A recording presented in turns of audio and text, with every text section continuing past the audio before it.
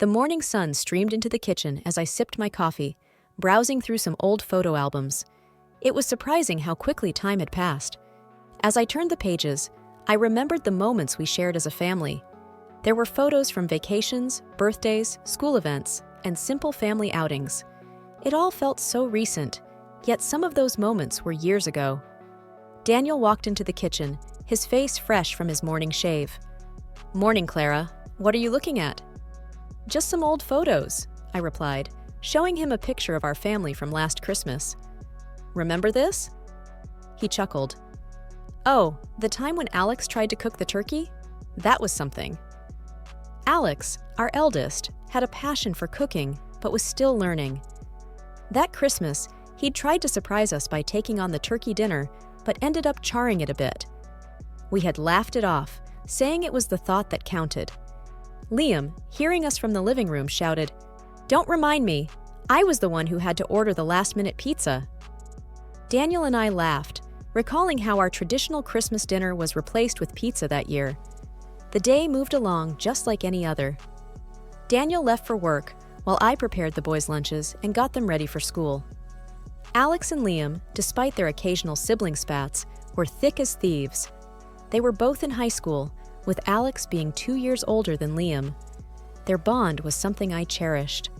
They were each other's confidants, and their laughter often echoed through the house. That evening, as we sat for dinner, I brought up Daniel's upcoming 55th birthday. "We should do something special," I mused. "Like what, Mom?" Liam asked, his face lighting up at the idea. "I was thinking of a quiet family dinner," I began, but Alex interrupted. "Come on, Mom. Dad's turning 55. We should throw him a big party." Daniel, trying to hide his excitement, said, "I'd prefer something quiet, but I won't mind a party." The days leading up to Daniel's party were hectic. There was so much to do. Invitations to send out, food to arrange, decorations to put up. The boys were a tremendous help. They'd come home from school and immediately get to work, helping in any way they could. Alex took charge of the guest list, ensuring that all of Daniel's closest friends were invited. Liam, being the more artistic one, had ideas for decorations that would make the night truly memorable.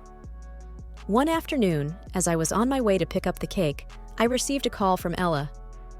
"Hey, Clara," she began, her voice sweet. "I heard about Daniel's party. Can I come?" Ella was a distant relative, a cousin's daughter, I believe. She was much younger, in her early 20s, and had often visited us during her childhood. Of late, however, she had drifted away, caught up in her own life, I guessed. "Of course, Ella," I responded. "It's been ages. We'd love to have you." "Great," she replied. "I'll see you soon." The day of the party arrived. The house was buzzing with energy. Liam and Alex were ensuring everything was perfect. Guests began to arrive, filling our home with laughter and chatter. Strangely, Daniel was late. He was never late, especially not for something this important. As the clock ticked on, I grew anxious. Calls to his phone went unanswered. And then, the front door opened. But instead of a cheerful Daniel ready to be surprised, he walked in with Ella on his arm. The room went silent. The jovial atmosphere vanished in an instant. My heart raced, and my palms felt clammy. Something was off. Daniel cleared his throat. "Everyone, I have something to say," he began, his voice unsteady. "Clara, I want a divorce. Ella is pregnant, and I'm the father." The room was so silent, I could hear the tick of the clock on the wall. My mind raced, trying to process what I'd just heard. How could this be? Everything had been perfect just a few hours ago. Alex stood up, his face red with anger. "Dad, what are you saying? This is a joke, right?" Liam, always the quieter one, just stared at the floor, tears forming in his eyes. Ella looked around the room, her face flushed. "I'm sorry," she whispered, but I wasn't sure if she meant it.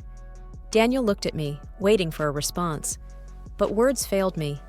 The life I thought I knew was falling apart in front of my eyes. Guests began to murmur among themselves, and slowly, they started to leave. The party was over before it even began. That night, the boys and I sat in the living room, trying to make sense of everything. Alex was fuming. "I can't believe Dad would do this to us," he muttered. Liam, his voice shaky, said, "What are we going to do now, Mom?" I took a deep breath, trying to muster strength. "We'll figure it out, boys. We always do." But deep down, I was as lost and scared as they were. Our life was unraveling, and I didn't know how to stop it. The days after the party were a blur.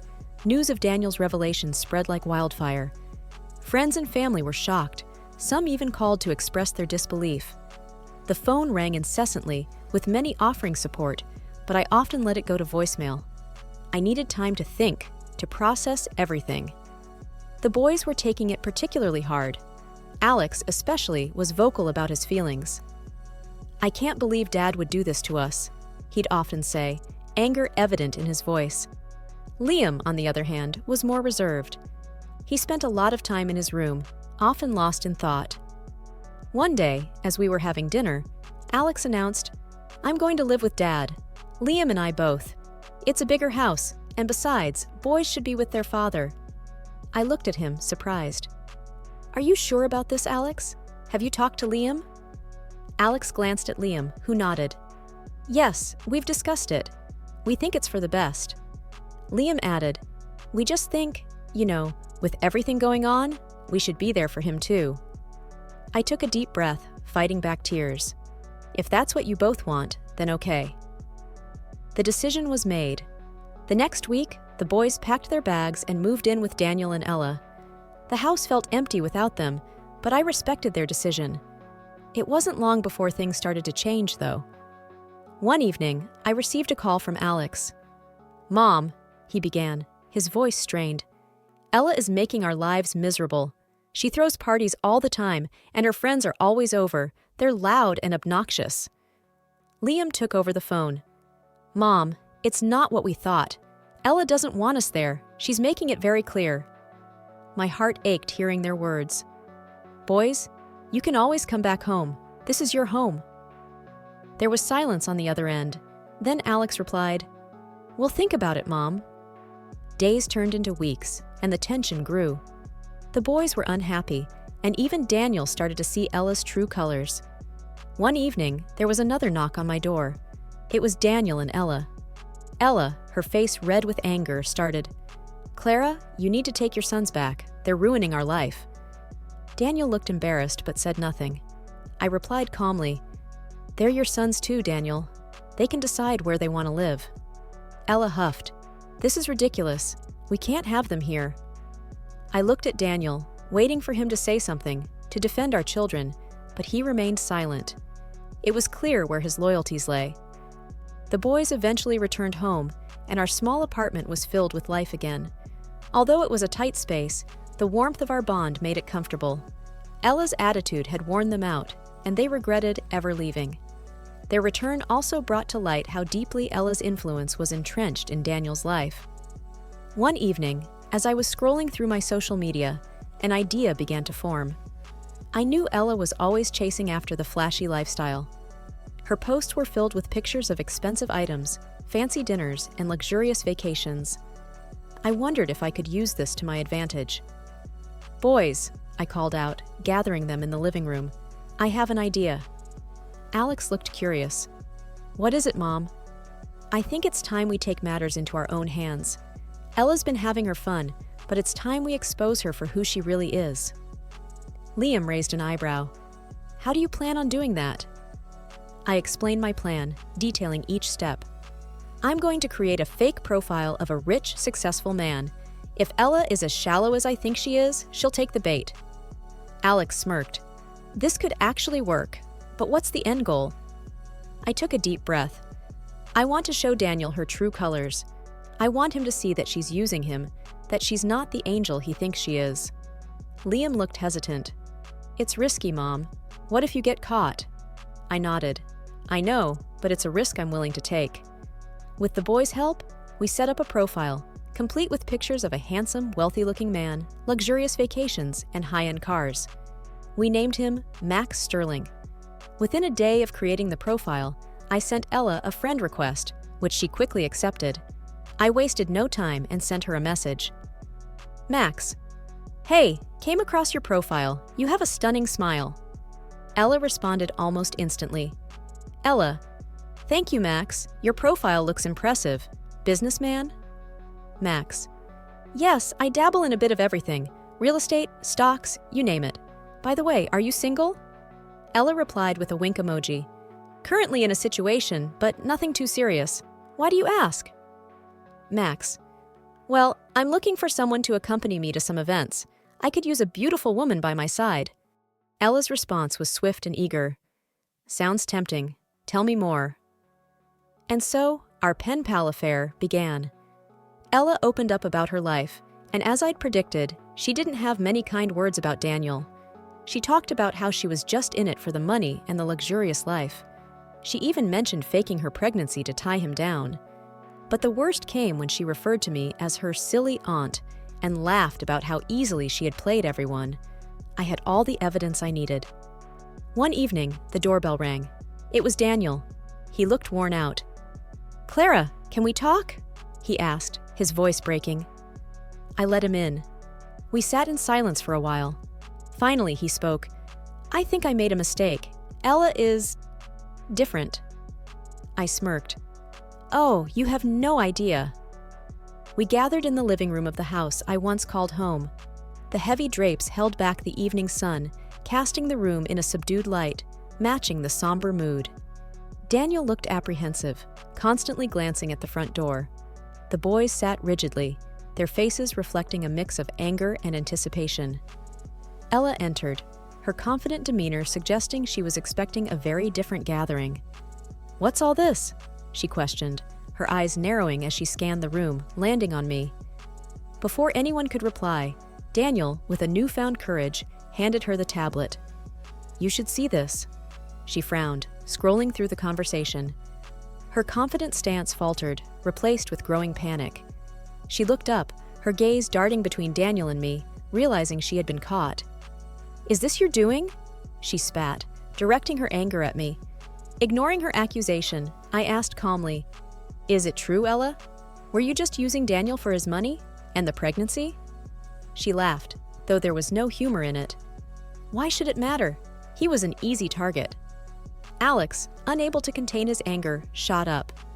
You played with our lives for your own selfish reasons. Ella smirked. Should have kept your noses out of my business then. Liam, ever the mediator, tried reasoning. You could have just been honest from the start. Why play this game? She looked defiant. Because it was easy, and I got what I wanted. He was just a stepping stone. Daniel, his voice shaking, finally spoke. Did you ever care about me? Even a little? She shrugged nonchalantly. You served a purpose. That's all. With those final cold words, she stormed out, leaving a trail of destruction in her wake. There was a heavy silence. Daniel looked utterly broken, his world shattered. I sighed. I'm sorry, Daniel, but you had to know. He nodded, tears streaming down his face. I was so blind. Alex looked at his father, his voice firm. You made your choice, Dad. You decided to trust her over us. Liam added, echoing his brother's sentiments. Actions have consequences. Daniel sat there, crushed by the weight of Ella's betrayal and his own decisions. And while it was painful to watch, neither I nor my children felt any sympathy for him. I found myself back at the house just a few days after the revelation. This time, it was to discuss the terms of our divorce. It felt surreal. The house, which once echoed with our shared dreams, now stood as a testament to our broken trust. The boys were adamant they wanted to be present, to ensure things were fair. They had grown so much during this time, standing firm and supporting me. Daniel looked even more worn out, as if the weight of his mistakes was physically pushing him down. He started, Clara, I can't begin to express how deeply sorry I am. Save it, I cut him off. This isn't about apologies. Let's get to business. Liam took out a piece of paper. We've listed out what we think is a fair division. We don't want more than we deserve, but we certainly won't accept less. Daniel skimmed through it, then looked up, hesitating. Clara, the house. I thought we could sell it and split the money. Alex snorted. Why? So you can give half to Ella? I intervened. No, the house stays with the boys and me. You have other properties. You won't be left homeless. Daniel tried again. It's just that the house holds memories for me too. Memories you were willing to tarnish by bringing Ella into our home, I retorted. He looked down, defeated. Fine, I won't contest it. The conversation moved on to other assets, bank accounts, and investments. It was a grueling process, bringing up more raw emotions. Every time we hit a roadblock, one of the boys would step in, reminding Daniel of his responsibilities. Finally, after what felt like hours, we reached an agreement. The boys and I would retain the family home and most of the joint savings. Daniel would keep his personal assets and the vacation home. As we were about to leave, Daniel spoke. Clara, I know I don't have any right to ask, but can we ever find a way to move past this? Not as a couple, but maybe, someday, as friends? I took a deep breath. Daniel, right now, I don't have an answer. All I know is that trust, once broken, is hard to rebuild. Liam added, and actions have consequences, Dad. You chose to betray us. Alex, ever the protective one, chimed in. You need to live with the choices you made. Daniel nodded, tears glistening in his eyes. I understand. Our move to the apartment was surprisingly smooth. With the boys' help, we set up our new home. While it lacked the sprawling grandeur of the house, it had a warmth that the mansion lost a long time ago. It wasn't long before I started hearing rumors. Word spread fast in our close-knit community. Ella was the talk of the town, with her web of lies coming undone one thread at a time. One afternoon, as I sipped my coffee in a cafe downtown, Mrs. Jenkins, a longtime neighbor, approached. Clara, dear, she began, her voice oozing false concern. Have you heard? That young girl, Ella, apparently, she's been seeing multiple men behind Daniel's back. I took a sip, not letting her words rile me. Not surprised, I replied, matter-of-factly. Mrs. Jenkins leaned in closer, as if sharing a state secret. And it's not just that. They say she never was pregnant to start with. I raised an eyebrow. Well, that's something. But honestly, Mrs. Jenkins, it's no longer my concern. She looked taken aback. Oh, but dear, it's such a scandal. I met her gaze, unwavering. A scandal I have no part in. Now, if you'll excuse me, I have matters to attend to. As the days went by, more revelations surfaced. Ella's escapades became the stuff of legend. The latest was about her being involved in some shady business deals. One evening, as we were having dinner, Alex shared, Dad's business is suffering. People don't want to associate with him anymore because of Ella. Liam added, I heard some partners pulled out of deals. I took a moment, then said, It's unfortunate, but he chose to align with her. This is the outcome of his choices. The doorbell rang, disrupting our conversation. To our surprise, it was Daniel. Clara, he began, I need to talk. I nodded. Fine, but keep it brief. He sighed, looking more disheveled than ever. It's all falling apart. The business, my reputation, everything. Alex scoffed. What did you expect? Daniel looked pained. I know I messed up, but I didn't expect it to go this bad. I crossed my arms. You let a snake into your life, Daniel. It was bound to bite. He looked defeated. I know. I just hoped. Liam interrupted. Hoped what? That your betrayal wouldn't have consequences? Daniel lowered his head. I'm sorry. Alex, never one to mince words, said, Sorry doesn't cut it. You made your bed. I added, Daniel, it's time you face the music. Clean up the mess you made. He nodded, turning to leave. Thank you for hearing me out. The days turned into weeks, and then months. The boys adjusted to their new school and made new friends. We no longer heard or talked about Daniel's misfortunes. Our focus was on the future, not the past. One morning, as I prepared breakfast, Liam walked in with a letter in hand. It's from the court, he announced, his face giving nothing away. I opened it and skimmed through. The final verdict of the property division was in. The judge ruled in our favor. Most of the assets were awarded to us. Alex peeked over my shoulder. Wow, that's a lot more than I expected. I nodded. Yes, but remember, material possessions are fleeting. Our real wealth is here, I said, tapping my heart. With family. Liam smiled. Couldn't agree more, Mom. The doorbell rang, and Alex went to answer. It was Mr. Wilson, our former gardener from the mansion. He looked different, happier. Clara, good to see you. I brought you these. He handed over a basket of fresh flowers. From your favorite part of the old garden. Tears filled my eyes. Thank you, Wilson. This means a lot. He grinned. I heard about the verdict. I'm glad justice prevailed. I nodded. Thank you for sticking by us, even after everything. He waved it off. You were always kind to me. Besides, everyone knew what Ella was about. It was only a matter of time.